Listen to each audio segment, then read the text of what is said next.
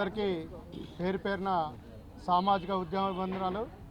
మిత్రులారా, ఈరోజు దేశంలో చదువు అనేది బాబాసాహెబ్ అంబేద్కర్ ఇచ్చిన చదువు అనేది కింది వర్గాల దాకా అందిన తర్వాత మమ్మల్ని ఎక్కడ ప్రశ్నించి ఢిల్లీ దాకా వచ్చి వాళ్ళు రాజ్యాధికారం వైపు ఎక్కడ వెళ్తారన్న ఒక అభద్రతతోటే మోడీ జస్టిస్ గవాయితో కూడిన ఒక కమిటీని ఏర్పరిచి దాన్ని రాజ్యాంగ విరుద్ధంగా ఆర్టికల్ 341 ఏదైతున్నదో దాన్ని ఎక్కడ షెడ్యూల్ నుంచి కుదించకుండానే ఈ దళితుల్ని వర్గీకరించి 2 రాష్ట్రాల్లో ఇప్పటికీ పైశాచికాంతం వృత్తులు ఇప్పటికైనా పాలకులు ఒకటి గుర్తిరగాలి.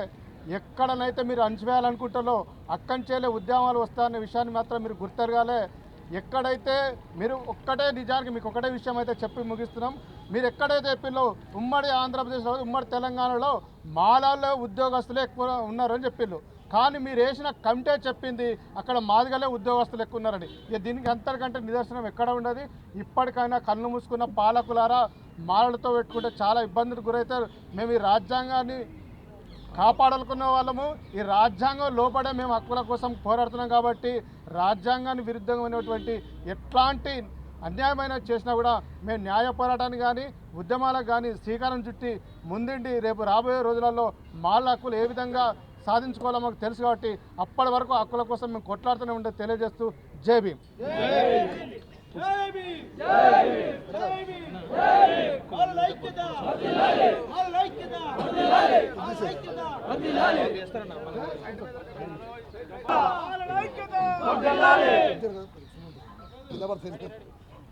మీడియా మిత్రులందరికీ కూడా నా హృదయపూర్వక జై భీమ్ తెలియజేస్తున్నాను.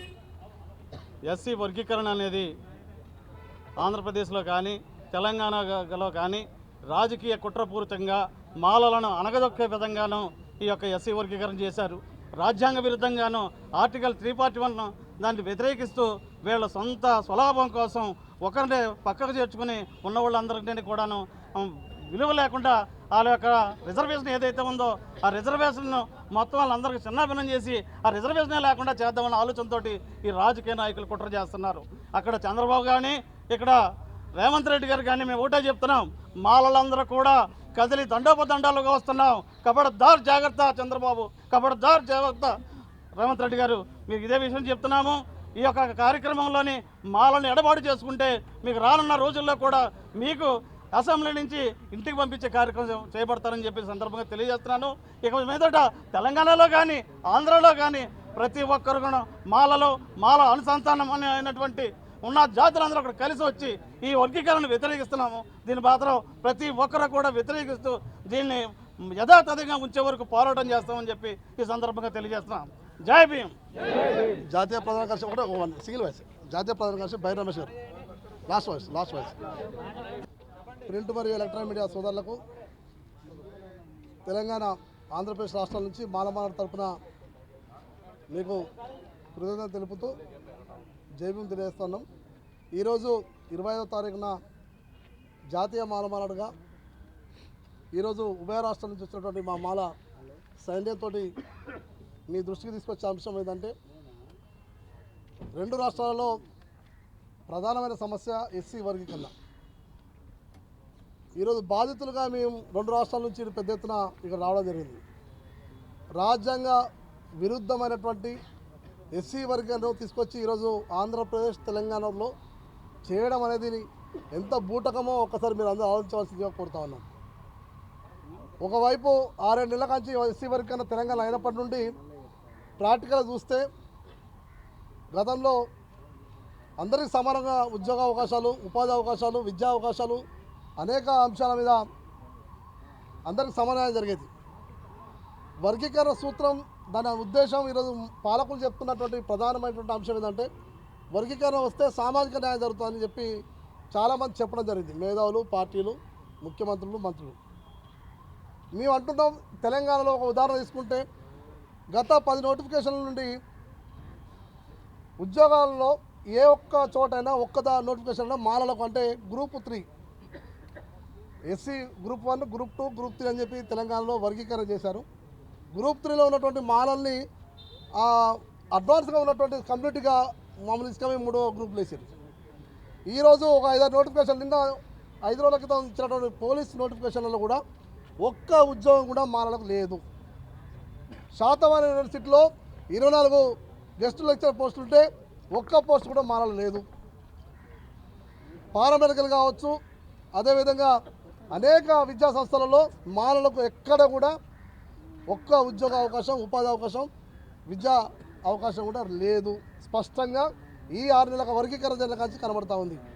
మేము అంటున్నాం, మాలల్ని అణచివేయడానికి ఈరోజు పాలకులు మొత్తం ఒకటై, పార్టీలు మొత్తం ఒకటై మమ్మల్ని ఏం చేయాలనుకుంటామో మేము అడదలుచుకున్నాం. ఈరోజు అంబేద్కర్ సాక్షిగా ఈ వర్గీకరణ పేరుతో వచ్చినటువంటి జీవో 99 ఏదైతే ఉందో ఆ జీవో 99 తక్షణమే రద్దు చేయాలి. ఈ వర్గీకరణ అనేది రాజ్యాంగ విరుద్ధం.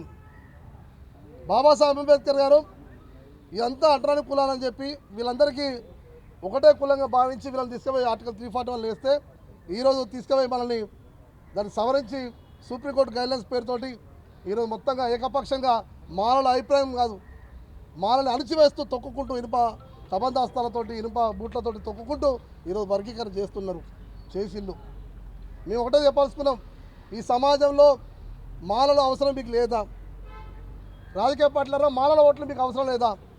ఎందుకు మాలల మీద పగబడుతున్నారు? మాలలు ఏం చేసిండ్రు మీకు?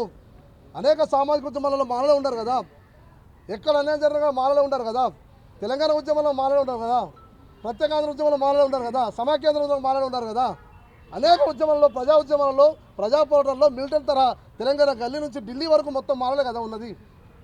కానీ ఈరోజు మొత్తం మాలల్ని వాళ్ళ భవిష్యత్తు లేకుండా చేసేటువంటి కుట్ర చేస్తున్నారు. కాబట్టి ఈరోజు మేము జాతీయ మాలమాడుగా 6 రాష్ట్రాల నుంచి ప్రధానంగా బాధితులుగా 2 రాష్ట్రాలు, ఎందుకంటే వర్గీకరణ రాష్ట్రాలు ఆంధ్రప్రదేశ్, తెలంగాణ. కాబట్టి ఈ ప్రాంతం నుంచి మేము చెప్పాల్సుకున్నాం, ముఖ్యమంత్రి రేవంత్ రెడ్డి గారు ఖబర్దార్.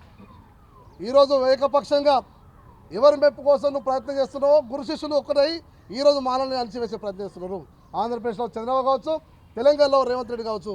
ఖబర్దార్, మీ నూకలు చెల్లినట్టే మేము ఖచ్చితంగా రాజకీయ సమాజ్ చేయడానికి మాలలు వెంటబడతారని చెప్పి ఈ సందర్భంగా తెలియజేస్తా ఉన్నాం. మిత్రులు, మేము ఒకటే చెప్పాల్సుకున్నాం, చరిత్రలో మాలలు ఉద్యమాలలో ఉన్నారు, రాజులుగా ఉన్నారు.